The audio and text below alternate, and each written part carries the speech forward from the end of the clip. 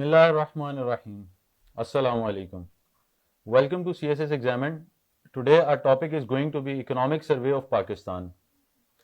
आज हम इस पे इकोनॉमिक सर्वे पे जो है बात इस तरह से स्टार्ट करेंगे कि बेसिकली इसकी ज़रूरत क्यों पड़ती है, इसकी इम्पोर्टेंस क्या है,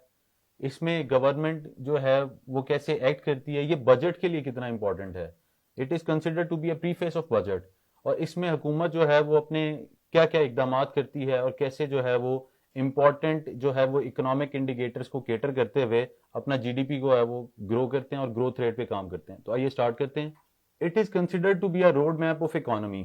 उसकी वजह यह है कि आपकी पिछले पूरे साल की जो क्या मुआशी कारकर्दगी रही होती है ये उस पर बात करती है. जो जितने मेजर आपके सेक्टर्स हैं,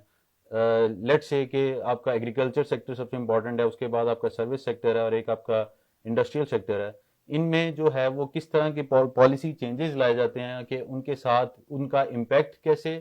उन इंडस्ट्रीज पे,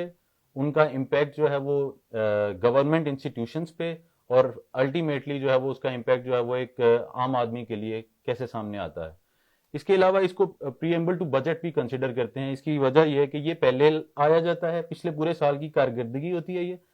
इसके आने के बाद जो है वो बजट पर ऑलरेडी काम तो चल रहा होता है, लेकिन इस रिपोर्ट को पब्लिश करने के बाद जो है वो बजट को प्रेजेंट किया जाता है. So that is why it is considered to be a preamble, क्योंकि बजट में जाने से पहले आपको ये पता होना चाहिए कि आपके क्या क्या फ्लॉज हैं, क्या क्या खामियां रही हैं जिन पर काम करने की जरूरत है. तो उस सिलसिले में जो है इकोनॉमिक सर्वे जो है ये आपको प्रोवाइड करता है एग्जैक्ट फिगर्स के साथ, डाटा के साथ. प्रॉपर इसमें एक रिसर्च और एनालिसिस होता है गवर्नमेंट का और इसमें माइनर से माइनर डिटेल्स को भी कवर किया जाता है. आज हम इस प्रेजेंटेशन में तो इतनी डिटेल्स में नहीं जा सकेंगे, but still we would be touching the major indicators in this presentation. Overview पे इसके बात करते हैं हम, तो इसका जो हम देखते हैं कि सबसे पहले इम्पैक्ट आता है कोविड-19 का. कोविड-19 के आने से पहले पाकिस्तान की जो इकोनॉमी थी that was actually moving out और अपने जो वो इंडिकेटर्स थे इकोनॉमिक, मैक्रो इकोनॉमिक्स के जो इंडिकेटर्स थे उन पर काम करते हुए स्टेबलाइजेशन की तरफ मूव कर रही थी. देन इन 1920 2019 और 2020 में जो है हमें नजर आता है कि कोविड का एक जो है पेंडेमिक, इसकी वजह से क्या होता है कि इकोनॉमी जो है वो पूरी दुनिया की, it's not about only one country, तो पूरी दुनिया की इकोनॉमी पे इम्पैक्ट आता है. अगर हम सिर्फ पाकिस्तान में बात करें तो सबसे पहले क्या होता है कि अनएम्प्लॉयमेंट का जो रेट है वो बढ़ जाता है, लोग अपनी जॉब से चले जाते हैं. लोगों की जॉब्स जाने के बाद क्या होता है कि उनके पास, जब लोगों की जॉब्स जो हैं वो चली जाती हैं, मतलब कुछ लोग कर नहीं पाते सेहत की वजह से, कुछ लोगों को निकाल दिया जाता है क्योंकि रिक्वायरमेंट नहीं रहती कंपनीज के पास, इतनी प्रोडक्शन नहीं है आपकी. जब सप्लाई डिमांड कर्व आपका जब है वो अफेक्ट होगा तो उसके बाद आपका अल्टीमेटली उसका डाउन साइजिंग होती है कंपनीज में. That resulted in unemployment. इसकी वजह से क्या होता है कि लोगों की जो है वो परचेजिंग पावर पैरिटी जो है वो कम हो जाती है, मतलब लोगों की कुव्वत खरीद खत्म हो जाती है. इसकी वजह से क्या होता है कि आपकी जो है वो डिमांड जो है दैट अल्टीमेटली वो भी आपकी जो है वो डाउन आना शुरू हो जाती है. जब आपकी डिमांड खत्म होती है तो अल्टीमेटली उसका इम्पैक्ट फिर आपकी इंडस्ट्रीज पे आता है और ये एक साइकिल, एक विशियस साइकिल होता है जिसके नतीजे में जो है हमें नजर आता है कि इकोनॉमी का जो पहिया है वो बैठ जाता है. इसके साथ हम बात करेंगे कि इकोनॉमिक एक्टिविटीज में कमी नजर आती है, ये कैसे होता है.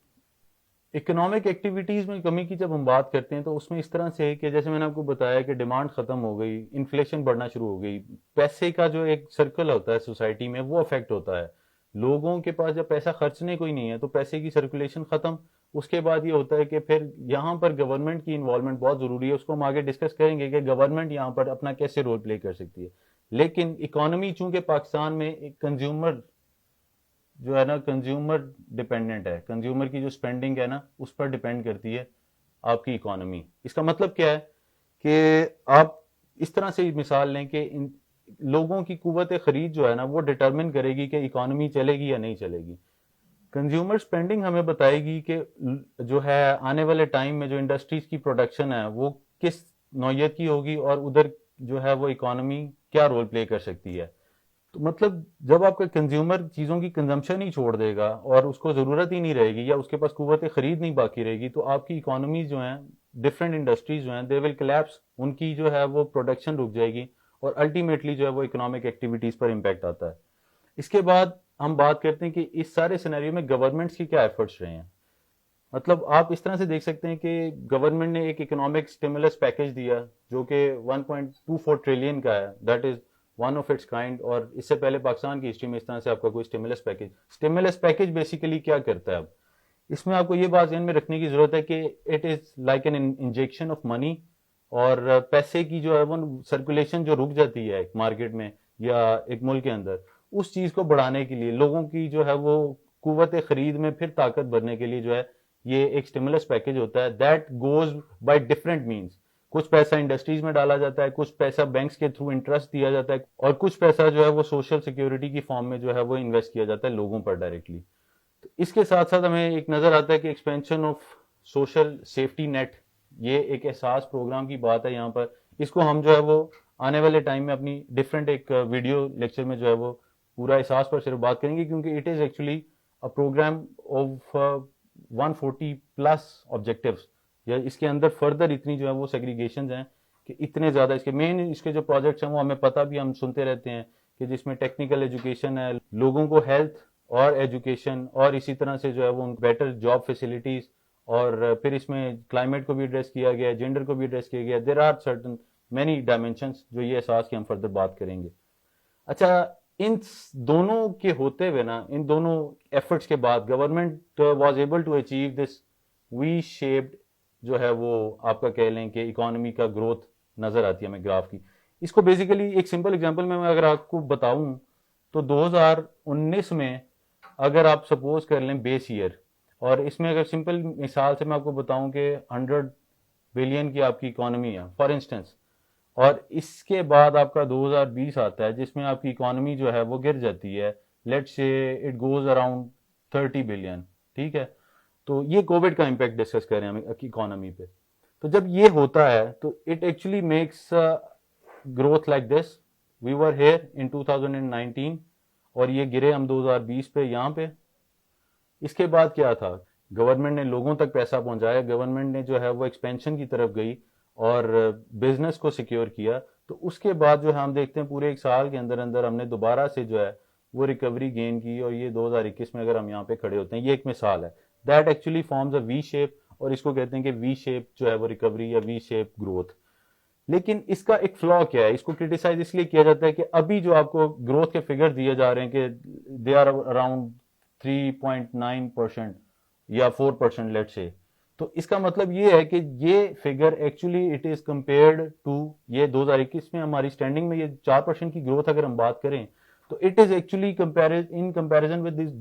This 2020 growth. ये 4% की ग्रोथ जो है ये इसका हमें पता है कि जब आपकी ऑलरेडी इकोनॉमी लोएस्ट पे थी उसके साथ जब आप कंपेयर करेंगे तो 4% is not a big deal. अभी हमें होना तो ये चाहिए था कि कोविड का ये कोविड का इम्पैक्ट है ना बेसिकली, तो कोविड के इस इम्पैक्ट को अगर निगेट करके निकाला जाता और सिर्फ डायरेक्टली 2019 की ग्रोथ से कंपेयर किया जाता तो this figure could have been around 0.5% की जो है वो ग्रोथ हमें नजर आती है अगर इसका कंपैरिजन 2019 के साथ किया जाए। खैर, अब हम बात करेंगे कि growth in different sectors of economy, और ये ग्रोथ बेसिकली होगी परसेंटेज ऑफ जीडीपी की फॉर्म में। जीडीपी जो अभी पाकिस्तान का करंट कंसिडर किया जा रहा है दैट इज अराउंड $299 बिलियन, मतलब 300 बिलियन डॉलर्स की हमारी जो है वो इकोनॉमी है। उसका ब्रेकअप है ये जो परसेंटेजेस की फॉर्म में, इसमें जो हम तीनों सेक्टर्स का ये देखेंगे कि ग्रोथ हमें कितनी जो है वो मिलती है in percentage of our GDP, मतलब 300 बिलियन के को बेस रखते हुए 2.7% की ग्रोथ हमें एग्रीकल्चर सेक्टर में नजर आती है। इसी तरह इंडस्ट्री में 3.57 है और सर्विस में 4.43 है। मेजर चंक जो आपका वैसे इंडस्ट्री वाइज बात करें तो ये सर्विस सेक्टर होल्ड करता है, और उसके बाद हमें पता है ये दे एक्चुअली मूव अपवर्ड। लेकिन आपके सामने इसीलिए जो हमें नजर आ रहा है कि इसकी जो परसेंटेज है जीडीपी की 4.43, ये इन बाकी सबसे ज्यादा है, जबकि कहने को हम एक एग्रीकल्चरल सोसाइटी है। अच्छा, गवर्नमेंट यहाँ पे हमें देती है नेशनल एग्रीकल्चर इमरजेंसी प्रोग्राम। इसके अंदर 277 बिलियन रुपीज का जो है ना आप कह लें कि एक पैकेज दिया गया किसानों के लिए। उसमें क्या है कि एग्रीकल्चर पे जो है हमें काम करने की जरूरत थी। ये सब कोविड के दौरान की सूरत हाल है। इस इकोनॉमिक सर्वे में आपने अपने माइंड में ये चीज रखनी है कि कोविड का एक इम्पैक्ट था, उसके साथ हमने अपने इकोनॉमिक इंडिकेटर्स को कैसे बेहतर बनाया। तो लिहाजा यहाँ पर जो है वो बहुत ज्यादा एक्सपेंशन नजर आएगी, एक्सपेंडिचर्स गवर्नमेंट के एंड पे in different bail out packages. इसके साथ हमें ये नजर आता है कि रबी पैकेज एक दिया गया था अच्छा, इसकी जो अमाउंट इसमें जो थी वो डेडिकेट की गई थी, दैट वाज अराउंड 4.5 बिलियन। इस पैकेज का मकसद ये था कि इनपुट कॉस्ट को कम करते हुए जो है वो एफिशिएंसी जो है प्रोडक्शन बढ़ाई जाए, स्पेसिफिकली वीट की, कि किसान को जो है वो एक सिक्योर एंड प्रोवाइड किया जाए। और उसके साथ जाके ताकि वो जो है, इसीलिए इसका नाम जो है वो रबी पैकेज है, कि दैट स्पेसिफिकली एड्रेसेस वीट। अब हम इंडस्ट्री की बात कर लेते हैं कि 3.57 की जो ये ग्रोथ हमें नजर आती है, इसमें इंडस्ट्रियल सपोर्ट पैकेज है जो गवर्नमेंट की तरफ से दिया जाता है। इसमें इनकरेज करने की ज़रूरत होती है कि एक्सपोर्ट ओरिएंटेड जो है ना वो आप काम करें, उन इंडस्ट्रीज को जो है वो इनकरेज किया जाता है कि वो एक्सपोर्ट्स पर अपने जो है वो ध्यान दें। इसका मकसद सिर्फ ये है कि जब आपकी एक्सपोर्ट्स बेहतर होती हैं इंटरनेशनल मार्केट में, that will ultimately bring more jobs, more security, और इसके साथ साथ आपका जो है वो एक्सचेकर जो है दैट मूव्स टू पॉजिटिवली। इसके अलावा ये जो ड्यूटीज की बात करें, ड्यूटीज एग्जाम्पशन ये दी गई थी फ्री ट्रेड एग्रीमेंट के अंडर, जो चाइना पाकिस्तान का हमें नजर आता है कि चल रहा है। इसमें ड्यूटीज पर एग्जाम्पशन, उसका मकसद सिर्फ ये था कि आपकी ट्रेड को जो है वो इन्हांस किया जाए, बढ़ाया जाए। इसके साथ साथ सब्सिडीज ऑन यूटिलिटीज, इसका मतलब क्या है कि इलेक्ट्रिसिटी और गैस की जो रिक्वायरमेंट है इंडस्ट्रीज में, उसको जो है वो सब्सिडाइज करके उनको प्रोवाइड किया जाए, ताकि वो अल्टीमेटली अपनी जो है वो उनकी एफिशिएंसी बढ़े। और वो अपना सिर्फ जो है वो एक्सपोर्ट ओरिएंटेड, जो आपको मैंने आपको पहले बताया कि मेन पर्पज आपका जो है गवर्नमेंट की तमाम पैकेजेस का वो ये है कि किसी तरह से एक्सपोर्ट्स पे काम किया जाए, और वो जैसे जैसे अपना यहाँ पर ईज प्रोवाइड कर सकते हैं, they are doing it rather. अच्छा, ये फेडरल एक्साइज ड्यूटी में हमारे साथ ये होता है कि इसमें आप कह लें कि 2 रुपीज 2 पर केजी से जो है ना वो कम करके इसको 1.5 पर केजी कर दिया जाता है। ये आपकी इतनी जो है वो ड्यूटी कम कर दी गई है वीट पर स्पेसिफिकली, और इसका अल्टीमेटली फायदा यही है कि आपकी एक्सपोर्ट को जो है वो बूस्ट मिले। इंडस्ट्री के जितने ये वाले सारे हमारे पैकेजेस हमें नजर आते हैं जो गवर्नमेंट ने दिए हैं एक्चुअली, तो इनके नतीजे में हमें एक एक्सपेंशन नजर आती है हमारी पिछले पूरे साल में। अगर हम बात करें कि सीमेंट सेक्टर में, ठीक है, इसी तरह से ऑटोमोबाइल में और फूड में,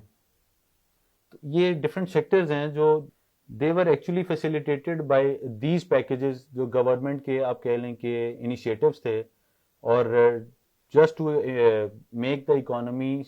जो ग्रोथ की ट्रेजेक्ट्री है उसका मकसद सिर्फ ये है कि अब हमने सस्टेनेबल ग्रोथ अचीव करनी है। ग्रोथ तो पहले भी हमें नजर आती थी, इकोनॉमिक फिगर्स अगर हम 2016-17 के भी देख लें तो उसमें भी हमें ग्रोथ एक अचीव करना कोई मसला नहीं है, लेकिन एक आर्टिफिशियल ग्रोथ होती है और एक होती है सस्टेनेबल ग्रोथ। हम अब की ये जो आपकी पॉलिसीज, जो गवर्नमेंट के जो ये इनिशिएटिव्स हैं, और इवन की जो हम बजट पर आने वाली वीडियोस में बात करेंगे, अभी उस बजट में हमें नजर आता है कि they are actually moving towards a sustainable growth, कि जो जो कुछ टाइम तक जो है ना वो अगर एक दफा आपने अचीव कर ली है, इट शुड स्टे ऑन, उस पर काम किया जाए, उसको और बढ़ाया जाए। ये नहीं कि रादर एक साल वो ग्रोथ है उसके बाद फिर वो नीचे, और ये हैपेजर्डली इस तरह से मूव करता रहे। अच्छा, यहां पर हम बात कर लेते हैं मॉनिटरी और फिस्कल पॉलिसी के डिफरेंसेस पे।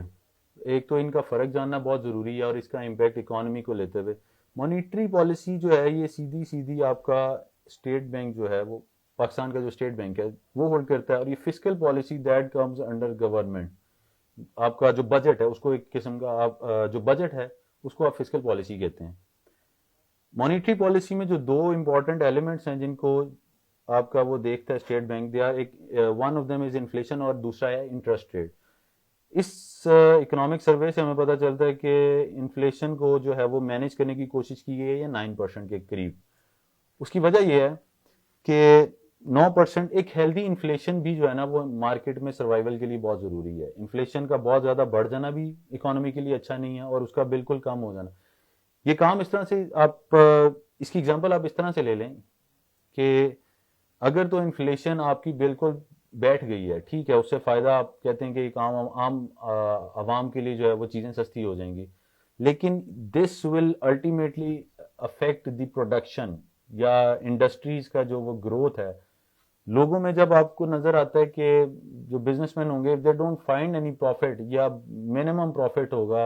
या उनमें कंपटीशन की वो सेंस नहीं रहेगी, तो they will ultimately terminate their operations. और उसकी वजह से फिर ये, अच्छा, यहाँ पर एक और चीज जो इम्पोर्टेंट है वो ये कि ये तमाम इस तरह के जो इंडिकेटर्स होते हैं ना, इनका एक साइकिल बनता है। मतलब ये एक दूसरे पर इनका इस तरह से इम्पैक्ट है कि ए वन लेड्स टू अदर, और जो है ना उसका, जैसे मैंने यहाँ पर आपको ये एग्जांपल दी थी कि परचेजिंग पावर पैरिटी कम होगी, डिमांड कम हो जाएगी, डिमांड कम होगी, ये that would leads to inflation, inflation बढ़ जाएगी, तो उसके बाद आपको नजर आता है कि इंटरेस्ट रेट जो है, तो अल्टीमेटली इससे जो है वो इंटरेस्ट रेट पे भी जो है वो इम्पैक्ट आएगा। तो यहाँ पे हम देखते हैं कि इन्फ्लेशन 9% पे कोशिश की गई गवर्नमेंट की तरफ से, और इसके साथ साथ जो इंटरेस्ट रेट था, या इसको पॉलिसी रेट भी कहते हैं, इसको जो है वो 13% से जो है वो कम करके 7% किया गया। उसकी वजह यह थी कि फ्लो ऑफ मनी जो है, सर्कुलेशन ऑफ मनी जो है उसको एनहांस किया जाए, लोग लोन लें बैंक से, लोगों के जो डिपॉजिट्स हैं वो बैंक से लोग पैसा विड्रॉ करके जो है उसको मार्केट में डालें, और इस तरह से जो है वो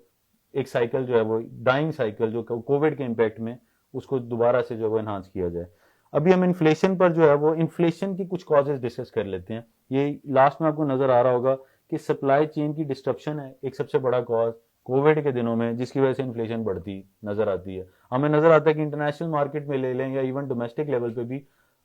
वही चीज रिपीट हो रही थी कि सूबों ने आपस में भी जो वो ट्रांसपोर्ट भी बंद कर दी, और आपके जो थी वो चीज़ों की आमदोरफ्त उसमें कमी आती है। इसके साथ साथ इंटरनेशनल मार्केट में भी यही चीज़ थी कि जिस कंट्री के कोविड के आपके केसेस बढ़ते नजर आते हैं, वहां पर आपकी जो है वो इम्पोर्ट और एक्सपोर्ट और इम्पोर्ट जो है दे आर डिस्टर्प्टेड, और उसके नतीजे में क्या होता है कि आपकी सप्लाई चेन डिस्टर्प्ट होती है, कि चीज़ ने जहाँ से फ्लो करना था वो रॉ मटेरियल ही वहां नहीं पहुंचा जहाँ प्रोडक्शन होनी थी, तो वहां से फिनिश गुड ही नहीं आपकी निकली, और अल्टीमेटली वो यूजर तक नहीं पहुंची। इसके साथ ग्लोबल प्राइस हाइक हमें नजर आता है।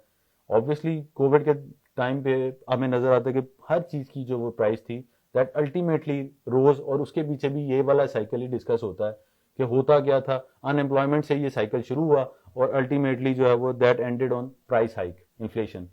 इसके साथ हम बात करेंगे प्रॉफिटेरिंग और होर्डिंग की भी। इन्फ्लेशन की एक और वजह जो थी वो ये कि आपके जो ये जखीरा अंदोज अनासर होते हैं कि चीज़ों को स्टोर करना स्टार्ट कर देना, इवन कुछ बिजनेस जो थे वो ये काम कर रहे थे, इसके साथ साथ आम लोगों ने भी ये काम शुरू कर दिया था एक लेवल पे कि चीज़ों को जो है वो इकट्ठा करना शुरू कर दिया था कि maybe they are not going to find it again, और सम हाउ जो है वो आपको पता है कि ये भी चीज़ का इम्पैक्ट आता है सप्लाई और जो डिमांड कर्व आपका उस पे, और उसकी फॉर्म में हमें नज़र आता है कि आपकी इन्फ्लेशन बढ़ जाती है। अच्छा, यहाँ पर हम अगर ग्रोथ की बात करते हैं तो growth is actually aggregate demand. Aggregate demand अब क्या चीज़ है, इसको समझने की ज़रूरत है कि ये जो आपके इस साइड पर मेरे इस साइड पे आपको नज़र आ रहे हैं कंजप्शन ड्रिवन और capital expenditure, government expenditure, net exports, ये वो एलिमेंट्स हैं दैट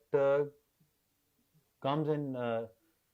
ये वो एलिमेंट्स हैं जो मिलकर आपका एग्रीगेट डिमांड बनाते हैं। लाइक इसमें कंज्यूमर स्पेंडिंग भी है, इसमें इन्वेस्टमेंट भी है, इसमें गवर्नमेंट एक्सपेंडिचर भी है, और इसमें आखिरी एलिमेंट होता है नेट एक्सपोर्ट का।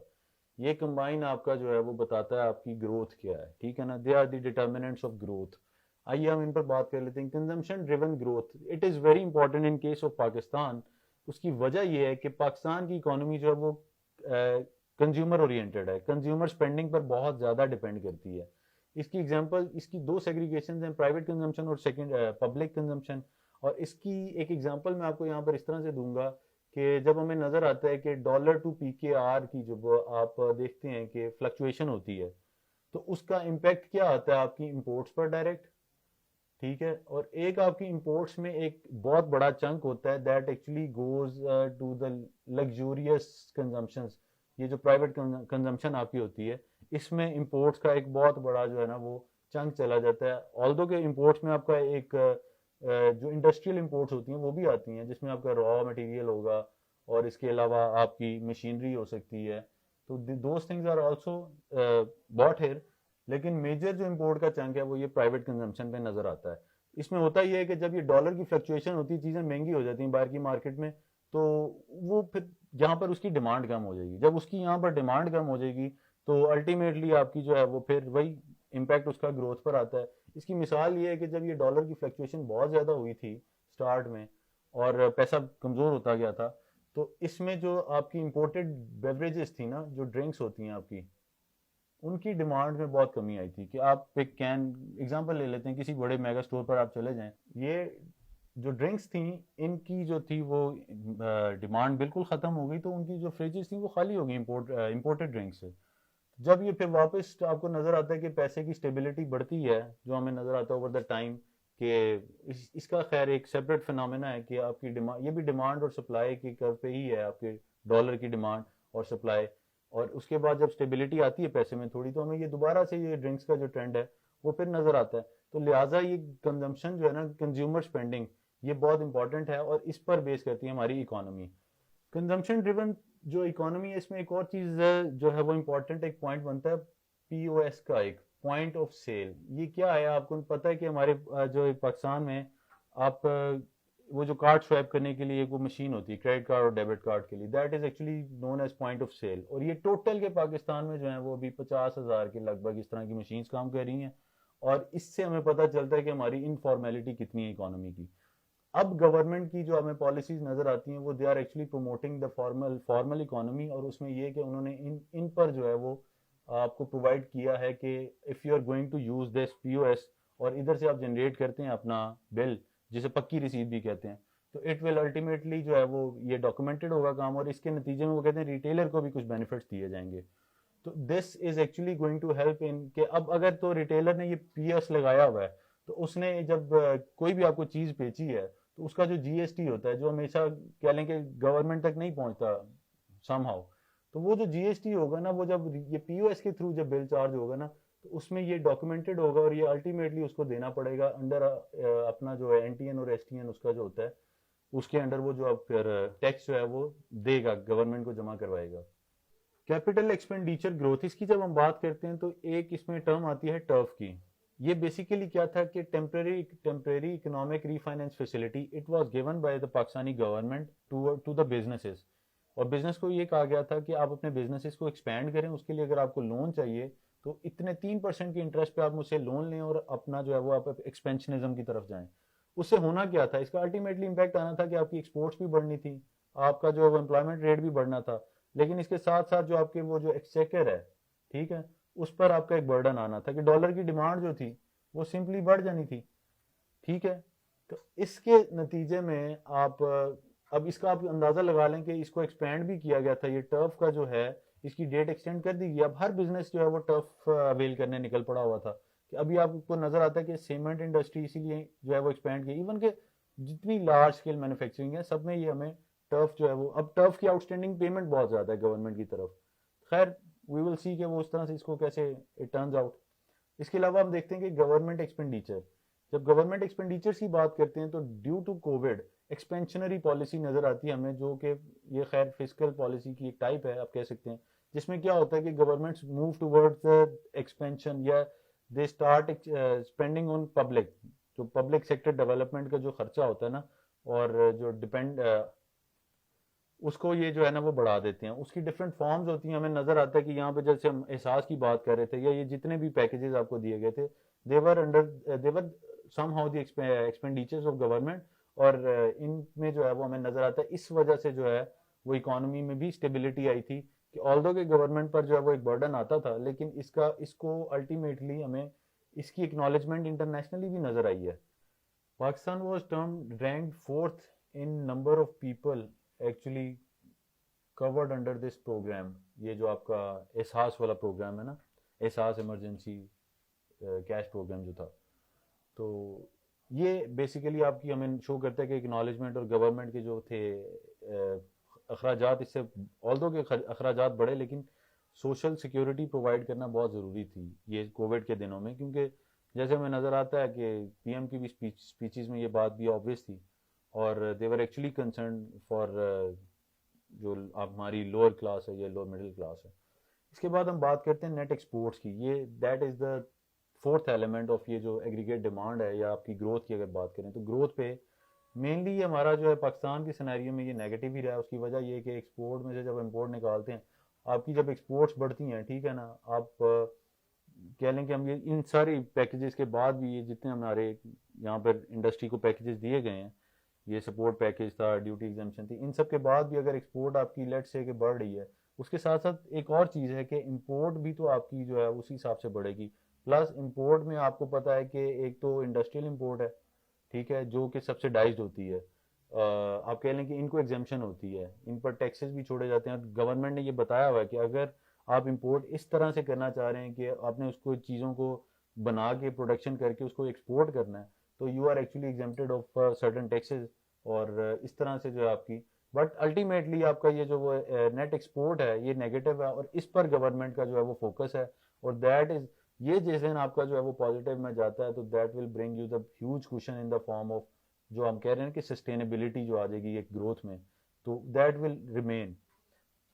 मतलब आप एग्जांपल ले लेंगे 13.6% के करीब अगर आपकी एक्सपोर्ट बढ़ी है, तो इंपोर्ट में भी हमें जो है वो 20% का एक इजाफा नजर आता है, तो अल्टीमेटली जो ये नेट एक्सपोर्ट है ये फिर कोई 20-1% के जो है वो डिफरेंस पे हमें बढ़ती नजर आती है, आपका जो ये नेगेटिव है ना, नेगेटिव इम्पैक्ट है। अच्छा, इसके साथ साथ मैं आपको यहाँ पे बताता चलूँ, ये जो मैंने आपको वी शेप कर्व बताया था, इसमें जो एग्जैक्ट फिगर्स अगर आप नोट करना चाहते हैं, तो 2019 में जो ग्रोथ थी हमारी वो 2.08% के करीब थी, ठीक है। 2020 में यही ग्रोथ जो थी ये गिर कर 0.47% पे चली जाती है, मतलब नेगेटिव हो गई, नेगेटिव हो गई। 2021 में यही फिगर जो है हमें वो 3.94% पर दोबारा नज़र आता है, तो हमें नज़र आ रहा है कि अल्टीमेटली हमें कंपैरिजन अगर बात करें कि ग्रोथ आपने, रियल ग्रोथ अगर आपने चेक करनी थी, तो ये कोविड वाला जो इम्पैक्ट था इसको बेसिकली हम निकाल सकते थे, but that's how it works कि बेस ईयर जो वो पिछले वाला ही होता है, उसके साथ आपका एक ग्रोथ का फिगर बहुत हेल्दी नज़र आ रहा है यहाँ पर।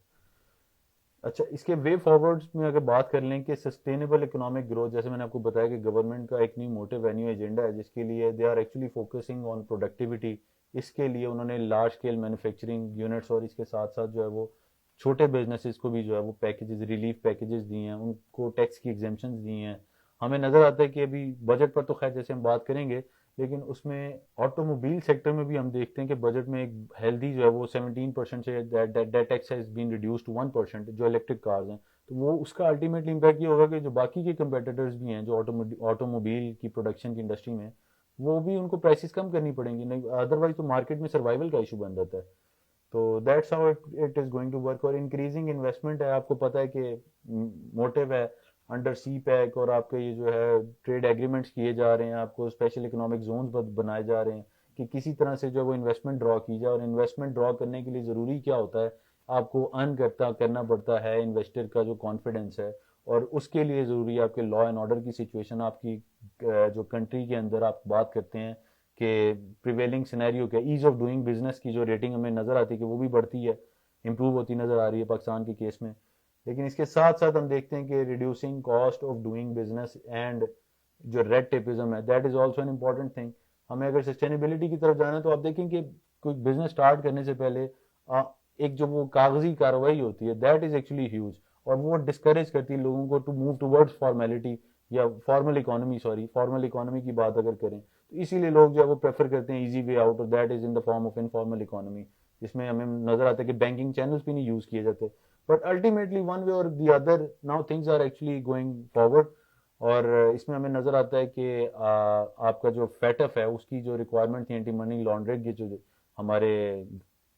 गवर्नमेंट ने जो कुछ स्टेप्स लिए हैं, उसमें भी आपकी जो इकोनॉमी है वो that is actually moving from informal toward formal sector, और उसका इम्पैक्ट हमें नजर आता है कि राइजिंग रेमिटेंसेस, जो बाहर से आने वाले पैसे थे, और एक रोशन डिजिटल अकाउंट इंट्रोड्यूस करवाया इस गवर्नमेंट ने, तो इस तरह के जो इनिशिएटिव्स हैं they are actually going to make a difference, क्योंकि इन्हीं के थ्रू आपका, अगर बजट में हम ये बात करेंगे कि आपका मेन जो सोर्सेज है ना रेवेन्यू जनरेशन के, that is actually taxes. Taxes पे तो आप देखें इस दफा गवर्नमेंट ने काफी जो है वो रिलैक्सेशन भी दी है, तो पैसा और कहाँ से आ सकता है आपको, तो वो एक आपको अपनी एक्सपोर्ट्स बेहतर करने की जरूरत है, एक्सपेंडिचर ऑलरेडी ऑलरेडी गवर्नमेंट ने कम किए हुए हैं, इस कैपिटल एक्सपेंशन में जाने की जरूरत है बिजनेसेस को, और जो है वो कंज्यूमर को अपनी जो है वो स्पेंडिंग उनका जो है वो उसको उसके अकॉर्डिंग ड्रॉ करने की जरूरत है। तीसरा, खैर ये खैर वाला निकाल दी, दूसरा पॉइंट है इम्प्रूव्ड एडमिनिस्ट्रेटिव रिफॉर्म्स, हमें नजर आते हैं कि टू कैरी आउट जो है आपकी पॉलिसीज जो हैं गवर्नमेंट की पॉलिसी या फिस्कल और मॉनिटरी पॉलिसीज की नजर जो हम बात की है, इनकी इम्प्लीमेंटेशन जो है उसमें कहीं ना कहीं कमी रह जाती है, इनकी जो इम्प्लीमेंटेशन है उसमें कहीं ना कहीं कमी रह जाती है, और उसके नतीजे में ये होता है कि हमारे पास जो है वो,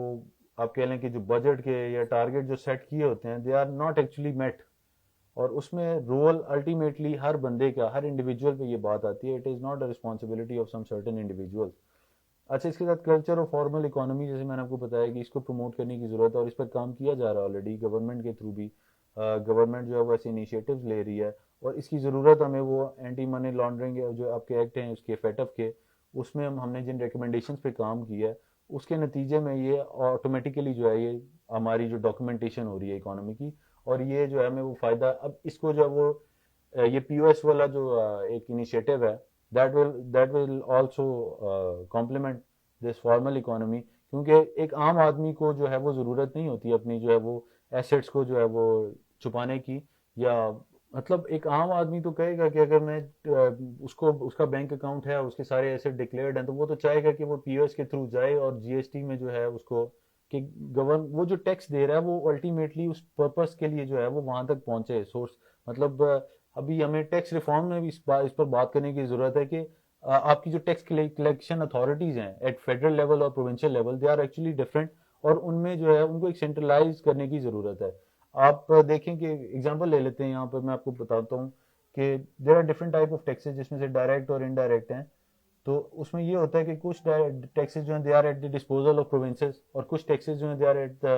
कलेक्टेड बाय एफबीआर। तो इस तरह से जब आपकी टैक्स कलेक्शन ही जो है वो पूल अप एक जगह पे नहीं हो रही, और उसके बाद आपकी 18th अमेंडमेंट और आपने रिसोर्स एलोकेशन जब आप करते हैं थ्रू एनएफसी, तो ये सारे मसाइल जो है ना, ये आ जाके अगर इनको हेल्प एफिशिएंटली नहीं यूज किया जाता तो इनका जो इम्पैक्ट है ना, जो स्पिल ओवर इफेक्ट है, वो एक आम आदमी पर ही आता है। और इसीलिए जो है वो हमें नजर आता है कि इन सब ग्रोइंग इकोनॉमिक इंडिकेटर्स के बावजूद हमें नजर आता है कि एक आम आदमी जो है वो सेटिस्फाइड नहीं है स्टिल विद द प्रोग्रेस। और समझने की ज़रूरत ये है कि ये टैक्स जब आपका निकलता है और ये अल्टीमेटली गवर्नमेंट तक पहुंचता है, तो it is going to be spended on you, क्योंकि यही आपका जो है वो रेवेन्यू जनरेशन का सोर्स है, और अल्टीमेटली आपको नज़र आता है कि इसी ने यही टैक्स आपका जो है वो वापस गवर्नमेंट आपकी आप पर खर्च करने जा रही है। तो लिहाजा ये अवेयरनेस की ज़रूरत है हमें इसके साथ साथ, और इस तरह से जो ये हमारा I will actually wind up this topic. वैसे तो इसमें फिगर्स वगैरह में मैं ज़्यादा डिटेल्स में नहीं गया, मेजर फिगर्स मैंने आपको बता दिए हैं, और इसमें जो समझने वाली चीज़ें थी वो यही थी कि इकोनॉमी आपकी काम कैसे करती है, कौन सा सेक्टर ज़्यादा इंपॉर्टेंट है, किस सेक्टर की ग्रोथ हमें नज़र आई, और हम आगे कर क्या सकते हैं, दैट इज़ वेरी इंपॉर्टेंट कि वे फॉरवर्ड क्या नज़र आता है हमें। आने वाली वीडियोज़ में हम बजट और जैसे मैंने आपको बताया था कि एहसास पर भी एक वीडियो हम इंशाल्लाह करेंगे। तो stay tuned and thank you very much. अस्सलाम वालेकुम।